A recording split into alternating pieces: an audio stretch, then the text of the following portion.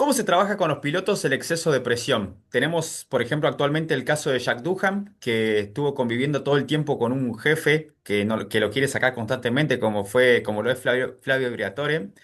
Tener todo el tiempo los medios pegándote por todos lados, la presión de tener a un piloto abajo que queriéndote sacar la butaca todo el tiempo, los argentinos en este caso, por el lado de Franco Colapinto, insultando hasta a su familia, que es un tema que tendremos que hacer bastante mea culpa a los argentinos, al tema cómo abordamos el tema de los deportes.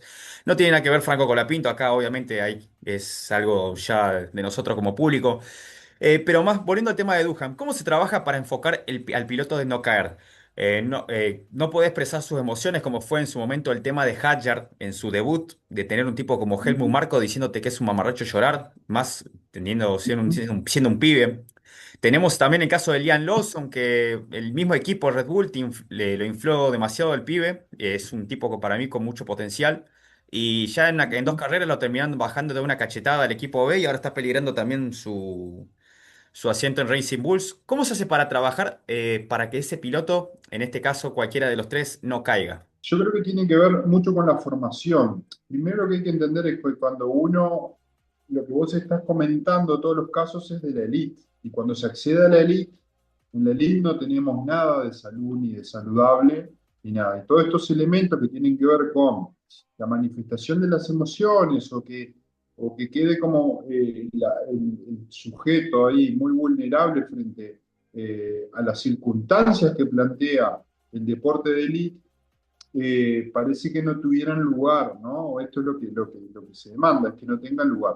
Entonces, yo creo que hay mucho, lo que tiene que ver es que la formación del deportista tiene que ir progresivamente preparándose para acceder a la elite, porque justamente es eso, ¿no? O sea, como el alto rendimiento implica eso, estar en unos estándares de rendimiento y en unos estándares de manejo del entorno que hace que haya que estar solventando y solucionando muchos requerimientos y muchas circunstancias de lo que sucede alrededor. Más cuando hay muchos espectadores y cuando es muy público, digamos, ¿no? El entorno deportivo en esto. Hoy con las redes sociales, obviamente, estamos en unos niveles, digamos, de exposición altísimos, es decir, ¿no? Se comenta desde cualquier lugar. Antes eran los periodistas únicamente los calificados que hacían comentarios en portales, en revistas, en periódicos. Hoy cualquiera, cualquier persona, que aparte puede tener cero idoneidad y comprensión y entendimiento de la Fórmula 1, o creer que la tiene solo por haber mirado una serie documental durante un tiempo, cree que puede opinar sobre circunstancias y antecedentes cuando no se conocen. Entonces, bueno, es muy difícil si no se va preparando ese camino. Lo otro muy difícil que estos chicos acceden muy jóvenes al mundo de la élite. Y las promesas parecen ser todas de triunfalismo, ¿no? Todas parecen ser promesas que llegar a la élite estaría asociado con el gran éxito, la gran visibilidad, ¿no? El ser mirado por todo el mundo y reconocido por todo el mundo. Y bueno, ahí tiene, digamos, necesariamente, yo creo que nuestro rol como psicólogo y psicólogo deportivo ocupa un lugar importantísimo en esa formación, porque tiene que ver con el desarrollo de la personalidad de ese sujeto, en donde pueda llegar con niveles de autovaloración, ¿no? De autoestima, de aceptación y convivencia, digamos, con el resto del entorno, que no pasen por esos tipos de exposiciones.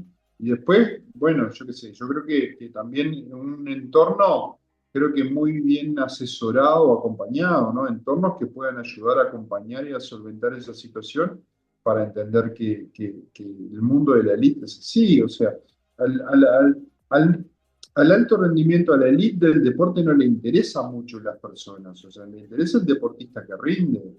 Si no rinde, como en todos los casos que nombraste vos, se saca y viene otro. Si no sirve, y así va a pasar sucesivamente hasta que se encuentre a aquel piloto que tiene una capacidad de soportar mucho más las presiones, de rendir, de tener un talento que pueda hacer rendir y trabajar en consecuencia de eso y desempeñarse bien. Entonces, claro, Muchas veces esos procesos no los espera la elite. La elite quiere que llegues y rindas.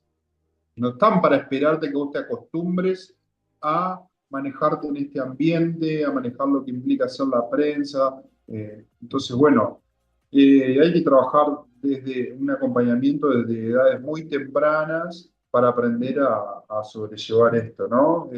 Y aún así no es fácil, no es fácil, porque Franco Colapinto, por ejemplo, me consta que viene acompañado y trabajando eh, desde muy chico, desde muy temprana edad. Y aún así, a veces sufre circunstancias y sufre las circunstancias de la presión, ¿no? Porque bueno, el deporte es así. Imagínate que si él entra a ocupar una butaca en un lugar donde acaban de sacar a otro por bajo rendimiento, ya, digamos, implica niveles de estrés la actividad porque está puesta a prueba. Digamos, también pasa eso, o sea, ya de impronta, entonces, cuando tu rendimiento pasa a ser, por eso, por estar en telejuicio y ya rápidamente en la mirada, eh, a ver, tiene que haber mucho entrenamiento y desarrollo en cómo manejar toda esa presión, cómo convivir con esa presión para poder enfocarte en lo importante. Es decir, que se tiene que subir a un auto y manejar o hacer los entrenamientos o el desarrollo del auto que se requiera, eso. Y bueno, eso requiere. Y hay una parte que es ineludible y no se puede eh, saltear, que es la experiencia. La experiencia, eso también está recontraestudiado, ¿no? Bueno, la famosa regla de los 10 años en el deporte, o del experto, es eso, ¿no? 10 años de forma deliberada ¿Cómo en sería un lo de mismo la regla? nivel. Bueno, lo que habla es que alguien se vuelve experto en una actividad o algo tras haber estado por lo menos 10 años en las circunstancias o en eso, en este caso en el deporte, en eso. Hoy se baja todo porque los chicos llegan muchísimo más jóvenes, entonces llegan con 18 20 años, entonces todo se le pide que lo hagan mucho más temprano, las maduraciones tienen que ser mucho más tempranas en eso. Este, entonces, claro, pero bueno, a un piloto que llega por primera vez en la Fórmula Uno no hay etapas que no va a poder saltearse, o no las va a poder saber de por sí, porque no, la etapa de la experiencia no se puede saltear, o sea, tiene que atravesarla igual. Y bueno, ahí está la posibilidad que tenga donde un equipo haga una apuesta verdaderamente a sostenerte o no, o esto pase de que te dan 5 carreras y listo, viene otro si no servís, ¿no? Y bueno, pero ese es el mundo del rendimiento deportivo. ¿Cómo afecta a un deportista, como se dice la jerga, vivir comiendo banco? Estar todo el tiempo, viste, de suplente, que no te pongan nunca de titular y tengas la mala suerte de que te cambien de club. Puede ser en el fútbol, como puede ser en automovilismo, que la otra vuelta que, como la gente no sabe, que estuvimos hablando de esto, pero bueno, no se grabó esta parte de la entrevista. Mencionamos el caso de Pechito López, que en su momento, que no sabe, estuvo de tester de Renault entre el 2003 y el 2006. Estuvo trabajando, si no me equivoco, estuvo entre 3.900 y 4.100 kilómetros dentro, arriba del auto. Y en el Ujú. 2006 definitivamente decidieron bajarlo del programa de jóvenes pilotos de Renault. Y bueno, estuvo 4 años trabajando a full para que lo terminen bajando.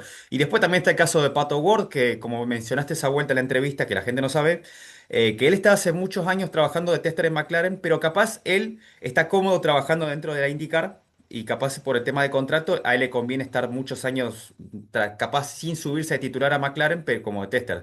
En ese caso, ¿cómo se puede trabajar el tema de ser, cómo se puede decir, el eterno suplente? Si esto se apunta hacia el lado de la motivación, por ejemplo, o de cómo sobrellevar la actividad en ese sentido, es un tema, digamos, complejo en eso porque necesita reenfocarse. Por ejemplo, a nivel de fútbol, mucho lo que les pasa son los goleros, eso, porque los goleros generalmente tienen poca rotación, siempre ataja uno y generalmente es muy difícil y son puestos muy exclusivos, digamos, en eso. Entonces, eh, mirá, si uno permanece en un lugar, lo que hay que reenfocar la motivación, digamos, es por el lado de reenfocar los objetivos y sobre todo llevarlos hacia el desarrollo personal y el desarrollo como deportista personal. Tiene que ver con en qué se está enfocado. Yo siempre, esto lo hablo con muchos deportistas, es decir, si tú estás enfocado todo el tiempo en lo que no te sucede, y bueno, la vas a pasar muy mal, la vas a pasar, ¿no? En deportes, generalmente, salvo en los deportes individuales que compite uno, en el resto de los deportes, el deportista no elige cuándo compite, es otro el es un entrenador que decide cuándo vas a entrar al campo de juego. Entonces, ahí hay que trabajar un poco la motivación y los objetivos hacia dónde quiere dirigir primero su atención. Es decir, si va a estar todo el tiempo pensando en que no lo ponen, en que es injusto, que todo eso le va a pasar muy mal y va a estar sufriendo toda una instancia de cosas que no dependen de él y que no suceden. Claro. Sin embargo, si se trabaja un poco la resiliencia para que en esa oportunidad el deportista aprenda a ser un buen deportista, que lo tome como una oportunidad para crecer, para seguir desarrollándose, concentrarse en lo que sí puede manejar y en lo que depende exclusivamente de él, bueno, seguramente le sea mucho más favorable, aunque hay que sostener, porque todo deportista quiere competir, o sea, lo que más anhela y lo que más desea es competir, nadie quiere comer banco, como vos decías, ¿no? Nadie se prepara para eso. Y bueno, en algunas ocasiones también me ha tocado como, bueno, pensar juntos como la carrera deportiva, si empezar a hablar con sus representantes y pensar en cambiar de club, o ir a otros clubes. Mucho pasa, por ejemplo, con deportistas que logran cierto estándar o llegan, por ejemplo, a un club bastante importante, pero en ese club no tienen oportunidades de juego. Entonces, les cuesta mucho pensarse en bajar de estatus, ¿no? Por ejemplo, decir, voy a otro club que es menos, pagan menos, pero sé que voy a jugar. Esas cosas les cuestan mucho, ¿no? Pero bueno, a veces lo mismo, redefiniendo objetivos, redefiniendo qué es lo que yo quiero, ¿no? Eso, trabajar a veces, que bueno, a veces es necesario retroceder un paso para avanzar 10 en pos de una carrera deportiva centrada en eso. Y bueno, Pasa mucho con los futbolistas de acá de Latinoamérica que por ahí, un ejemplo, capaz, no sé, un ejemplo, salen de Peñarol o de Nacional y viene el Real Madrid, por ejemplo, y dice, no, yo te pongo 50 palos verdes por este futbolista y bueno, ya ujú. acá en Latinoamérica uno se piensa que va a ser titular, que no se va a estar va a estar haciendo goles ya en los primeros partidos, va a ser titular en todos los partidos y la realidad es que algo viene pasando muchísimo, que también viene pasando con el fútbol argentino, es que quizás cuando la mayoría de los casos se van a los clubes importantes y están directamente de 38 partidos, juegan 3 de titular o ponerle entre los últimos 10 minutos y capaz ese club, si el Real Madrid un ejemplo, por poner el Real Madrid un ejemplo, lo termina mandando, no sé, al Alavés de préstamo y prefiere más hacer negocios con ellos y bueno. Los pibes, eso también les trabaja en la cabeza. Bueno, ahí también hay otras complejidades, un poco en los casos, porque ahí también aparece el tema de la adaptación por el cambio de lugar, ¿viste? Es decir, también los seres humanos somos seres de costumbre, ¿viste? Y los seres humanos necesitamos como tener algunas necesidades cubiertas, sobre todo de seguridad, de tranquilidad. Entonces, cuando la migración no es un tema fácil, no es un tema fácil. Por eso hay muchos casos de grandes talentos que brillan en unos clubes y después van a otro con una oportunidad de mejorar y que tengan condiciones mejores y no lo hacen porque cuesta mucho. O sea, una de las cosas que más cuesta es la adaptación. ¿No? Entonces, hay que trabajar para poder lograr la adaptación, porque es muy difícil, por ejemplo, en este caso, irse a otro país con otra costumbre, con otra Claro. cultura, con otro idioma, con otros horarios. Vos no te olvides que la mayoría de los chicos, el primer mes o a veces más, eh, se van a vivir en un hotel y debe ser lo más, viste que hasta, yo siempre digo en broma, hasta hay algunas películas de terror que se desarrollan en las habitaciones de los hoteles, porque es algo como muy medio terrorífico, ¿no? Entonces imagínate un chico que se va solo a vivir en una habitación de un hotel, que no tiene ni un entorno de hogar de contención, tiene que ir a entrenar al club, volver al hotel, come en el hotel, sube a la habitación, pero es solo su habitación, después a dónde ¿no? Se puede extender, no tiene un patio, no, en eso. Después, bueno, consiguen apartamentos, qué sé yo, en mejores condiciones. Sí, sí. Pero te quiero decir, traigo estos ejemplos porque cómo eso hace a la adaptación del ser humano. Y en edades tan tempranas es mucho más difícil, porque todo bien con la promesa económica y la promesa de éxito, qué sé yo, pero bueno, después te tenés que adaptar a formas de entrenar, a los procesos de entrenamiento, a cómo no llegar y cuánto nosotros los seres humanos somos seres sociales y necesitamos del afecto y del contacto social. Entonces también eso, con quién te haces conocido, con quién te dejas ayudar, por eso es mucho más favorable cuando un deportista va a un club que hay o del mismo país o por lo menos sudamericanos o qué sé yo, y se puede sentir contenido, que encontrás uno que te invita a la casa a cenar 2 o 3 veces por semana, entonces eso hace a la contención, a poder sentirte contenido emocionalmente y socialmente.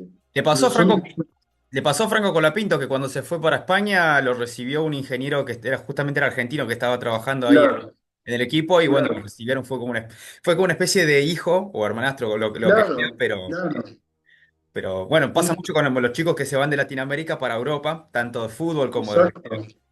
Exacto, entonces, ¿cómo no va a estar perjudicado el rendimiento deportivo o en la consecución de ciertos objetivos y eso?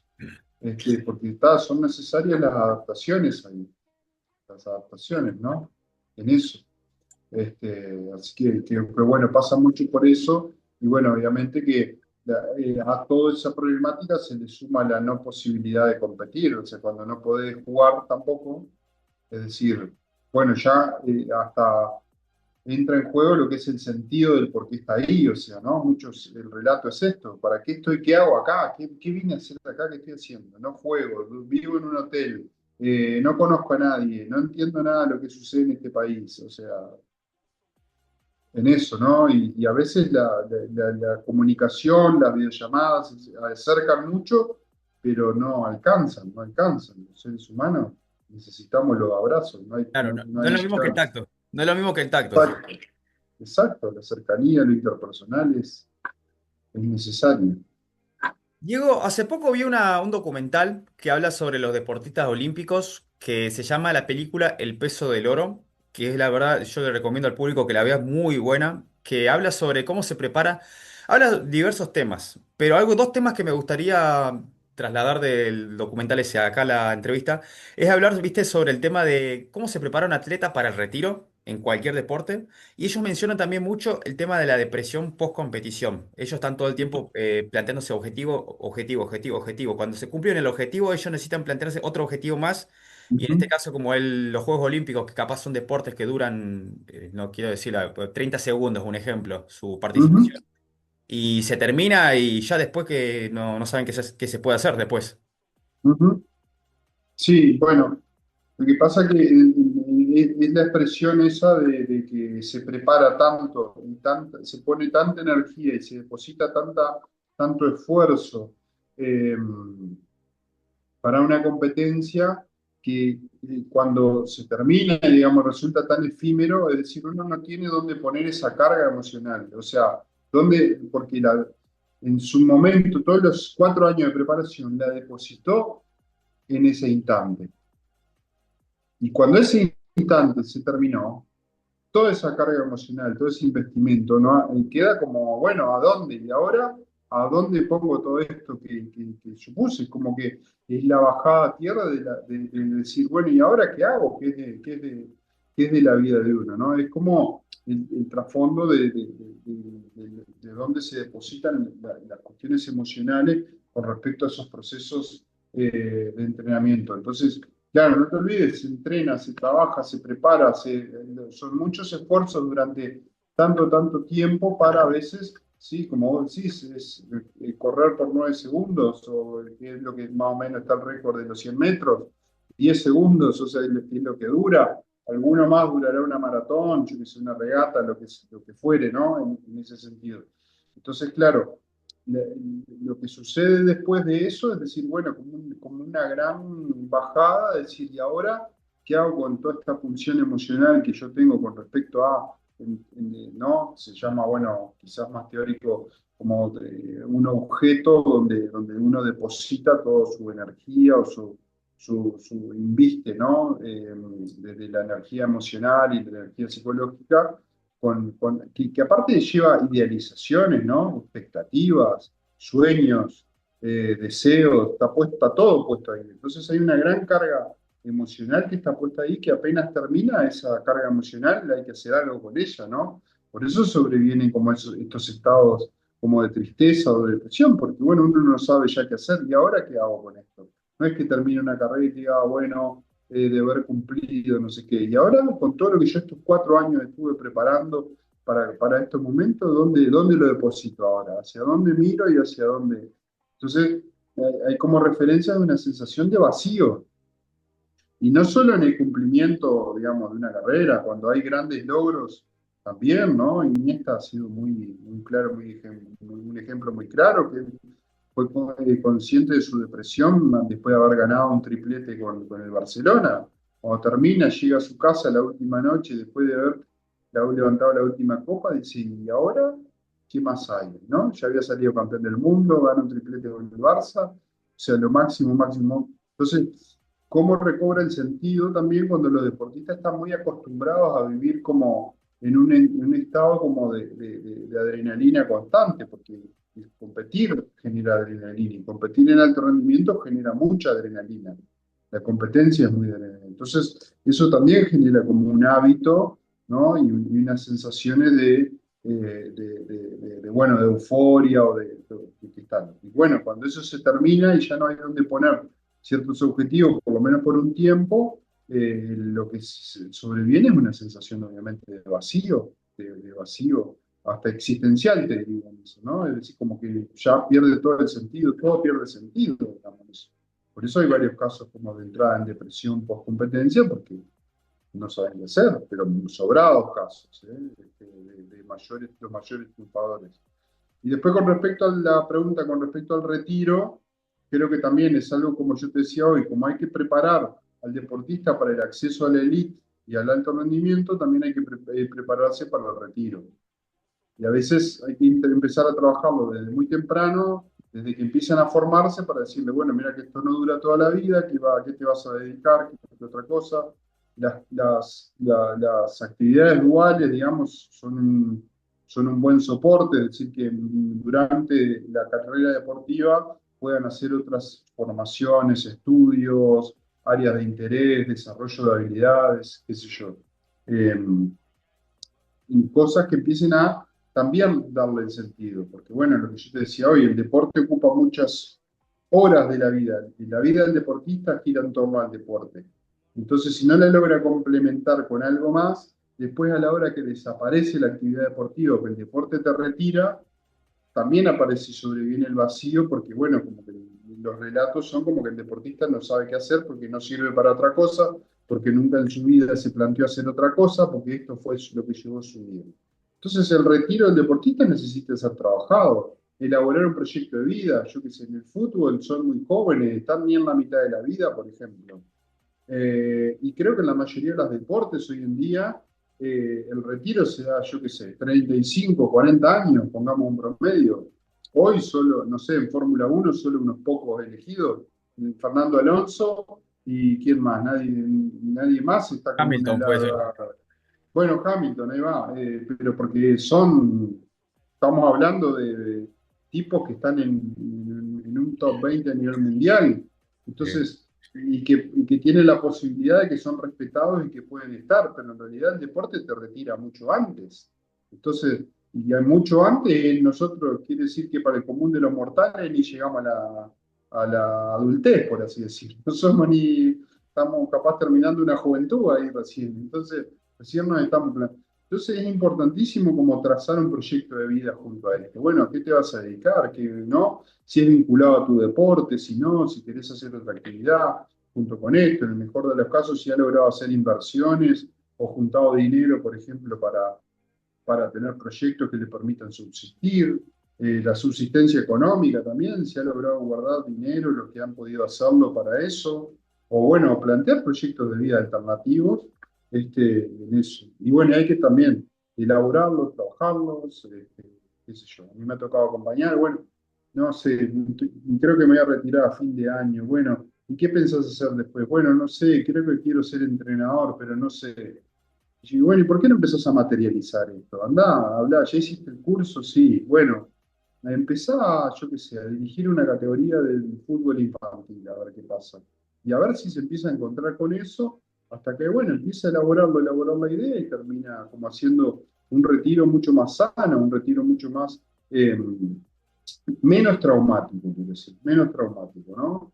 Que uno lo ven deportistas que dilatan y dilatan y dilatan y dilatan su retiro y van a jugar a una Nacional B y después una C y después una H y después y terminan jugando en no sé qué en una liga de y no pueden retirarse nunca, ¿no? En eso, y hasta que el fútbol va y te retira una vez y no te contrata y nadie te llama más y tenés que quedarte en tu casa ahí, y bueno, y eso es más traumático. Entonces, y es muy difícil, y bueno, porque las personas son muy jóvenes, pero bueno, hay que proponerles ir pensando su futuro y su proximidad en el retiro. Hablando de traumático y juventud, ¿qué le dirías a un estudiante de universidad cuando le llega el título? Ponele, por ejemplo. A mí me pasó en su momento cuando yo me recibí, el año pasado, que me recibí a media porque el sistema todavía me debe dos materias, pero me pasó en su momento que después que me recibí me agarró, me acuerdo, no sé si de depresión, pero como me agarró una especie de bajonazo grande, como Ujú. que calculo que lo deben pasar todos los estudiantes. Bueno, como tuviste todo el tiempo, que calculo que a veces lo deben vivir los deportistas en su momento con lo que mencionaste el tema del objetivo. Estás todo el tiempo sacrificando un montón de cosas para llegar al objetivo y cuando pasas el objetivo como que ahora qué pasa.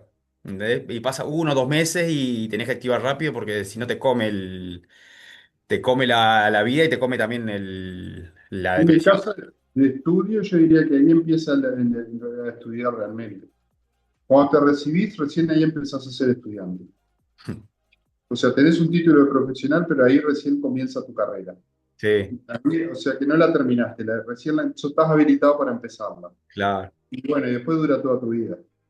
Ponele Porque a los chicos más, a los chicos más chicos, ponele a los estudiantes más chicos, ponele más chicos que yo que están empezando.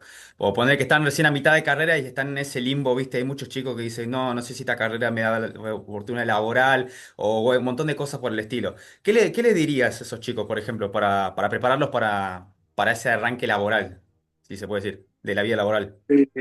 bueno, de una manera polémico, pero a ver, primero que es difícil como mirar las profesiones o los estudios desde un lugar únicamente economicista, desde lo laboral.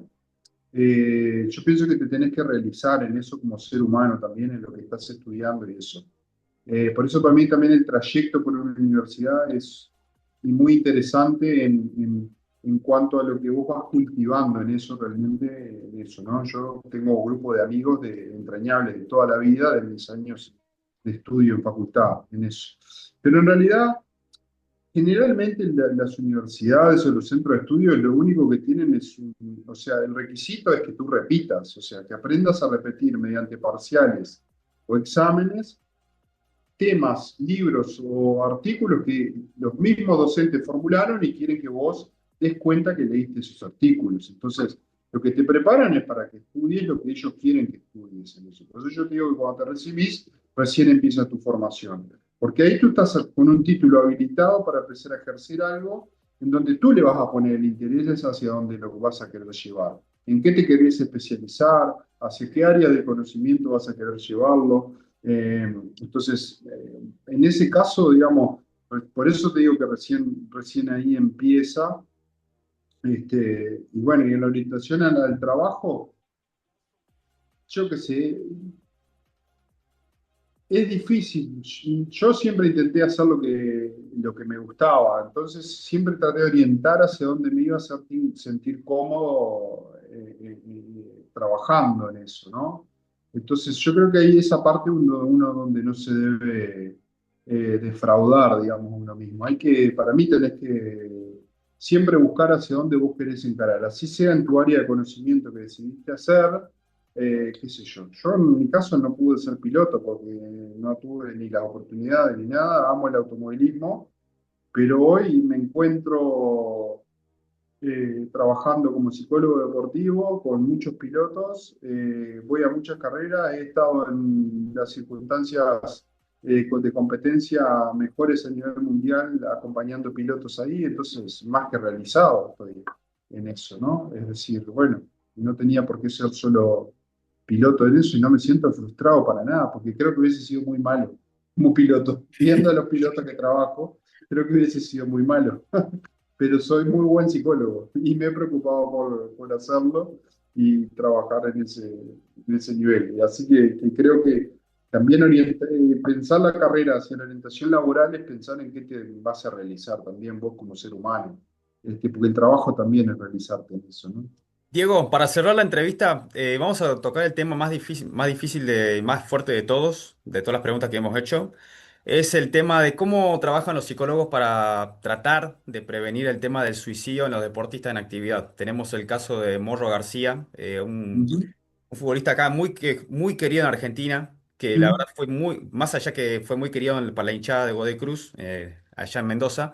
También hay, fuera de lo futbolístico, fue un tipo que la verdad se hizo querer por muchas hinchadas del fútbol argentino, por su personalidad, más allá de sus goles. Pero bueno, a veces como que todavía nos cuesta como ser humano, parece todavía tratar de identificar los casos para poder atacarlos a tiempo y poder ver qué se puede hacer, pero para evitar que pase el tema de los suicidios. ¿Cómo se puede trabajar profesionalmente en tu caso, por ejemplo, o también toda la estructura que hay deportiva para tratar de lidiar con esto? Eh, Primero que el mundo del deporte no está ajeno al resto de la sociedad y tiene que hacerse cargo como estructuras, cuando trabaja con seres humanos, de tener a los profesionales en la materia para poder estar atentos a esas circunstancias, intervenir o prevenir en eso. En el mundo falta mucha prevención, mucho trabajo en concientización y prevención de pautas adecuadas. Es decir, eh, trabajar en prevención implica como tener a profesionales que estén pudiendo anticipar eventos, pudiendo analizar estructuras de personalidad y síntomas que puedan estar manifestando algunos deportistas en determinados lugares bueno, que adviertan ante las posibilidades estas de suicidio. Cuando uno está, si tiene un buen trabajo interdisciplinario ahí con los demás actores, lo podés detectar y podés anticipar y podés accionar en torno a esto. Después hay que romper barreras culturales. El fútbol, por ejemplo, tiene lamentablemente un folclore espantoso en torno a esto, porque bueno, hablar de las emociones, y el deporte en general también, es decir, como yo te decía, como el deporte de elite lo que quiere es resultados, lo que necesita es deportistas que logren esos resultados, no importa quién sea. Es decir, te corro y que venga el siguiente, te corro y que venga el siguiente. Entonces, en definitiva, no están hasta menospreciados los temas de salud vinculados tanto a lo físico como a lo mental. Es decir, bueno, si estás afectado mentalmente y no puedes desempeñarte, se corre y viene otro. O sea, es decir, bueno, ¿qué importa? Simón Biles, no podés en Tokio, bueno, correte, andá, y que venga otra a hacer lo mismo o mejor que lo que hacías vos. No hay como una parada a reflexionar sobre el tema, ¿no? Es decir, como esto que vos mencionabas, Helmut Marko despreciando a este piloto porque se puso a llorar. Bueno, no necesitamos llorones, dijo, una cosa así, ¿no? O sea, un poco más, un poco menos. Claro. Entonces, es de deslegitimar en eso. Pero bueno, también con la salvedad de que vivimos en una sociedad actualmente y un nivel de comunicación que también todo tiende a banalizarse, todo tiende a mostrar lo grotesco, a mostrar lo aberrante, como que se exacerba, hay una publicidad de todo eso, ¿no? Entonces, también hay que tener cuidado porque es como que cualquier padecimiento hoy es problema de salud mental, o se entiende, o cualquier circunstancia adversa tiene una connotación de salud mental. Entonces, también hay que tener cuidado desde qué se transmite, cómo se transmite. Por eso son importantes los profesionales en el área de salud mental, por eso son los profesionales idóneos que tengan capacidad de análisis, de detección, ¿no? De evaluación para poder accionar eficazmente ante esto, ¿no? Es decir, bueno, como a nadie se le ocurre en un club llevar a un médico que no esté formado y preparado en ciencias del deporte, también tiene que haber profesionales de la psicología con cierta especialidad y con idoneidad en los temas a tratar. Entonces, digamos, a nivel global eso, y a nivel más singular en lo que uno, y bueno, uno va detectando situaciones, se empiezan a presentar como escenarios donde el deporte, digamos, generalmente en estos cuadros empiezan a alterarse todos por ejemplo, la alimentación, el dejar de comer, no dormir por la noche o dormir demasiado, quedarse encerrado, empiezan a faltar a los entrenamientos, no aparece. Con el caso que tú mencionabas, el morro estaba encerrado con las ventanas cerradas y estuvo días y días encerrado en su casa, ¿no? Entonces uno empieza a encontrar, o la exposición, por ejemplo, empieza a ver, que es muy común en muchos deportes, y hoy lamentablemente es más el tema del juego, ¿no? Empieza la exposición al juego y al gastar dinero en el juego, ¿no? Conductas o probar drogas o qué cosas, alcohol, son todo cosas que son indicadores a eh, algunas dificultades y cuestiones de salud mental, de los cuales, bueno, hay que estar atentos. Lo importante, me parece, es generar una red donde se pueda decir que hay contención, de que cualquiera puede estar alertando, sabiendo un poco que pueden empezar a aparecer estas conductas disonantes, alertar y buscar ayuda inmediatamente, ¿no? Pero bueno, es eso, el camino es la concientización, el hacernos cargo todo, de que es un problema que debemos convivir y que tenemos que pedir ayuda rápidamente, ¿no? Es eso, ¿Ves cada es vez eso. más casos de suicidio o intentos de suicidio en el deporte que por cada año? Ponerle que cada año va aumentando la tasa. Bueno, no lo sé estadísticamente. Lo que sí sé es que hay más visibilidad, digamos, como los niveles de información han cambiado y la información llega muy rápido. Lo que estamos es tomando conciencia cada vez más rápido. Es decir, ante cualquier caso, la información nos llega mucho más rápido a todos y hay más difusión. Eso es lo que sucede del evento, ¿no? Pero cuesta hablar, ¿eh? Cuesta. Mirá que los portales, cada vez que ha pasado un episodio de un deportista se lesionó, los portales deportivos ponen, murió fulanito de tal. Nunca se habla con palabras exactas, ¿no? Si fue un asesinato, son explícitos. Si le dicen asesinaron a no sé quién, ¿no? Pero si cuando se habla de suicidio no se pone. Fíjate que los portales de noticias en el mundo deportivo, cuando se suicida un jugador o pasa un episodio de esto, nunca componen un comentario así. Siempre hacen un comentario del estilo murió un jugador. Ante el fallecimiento del jugador tal, nunca dicen se suicidó tal deportista.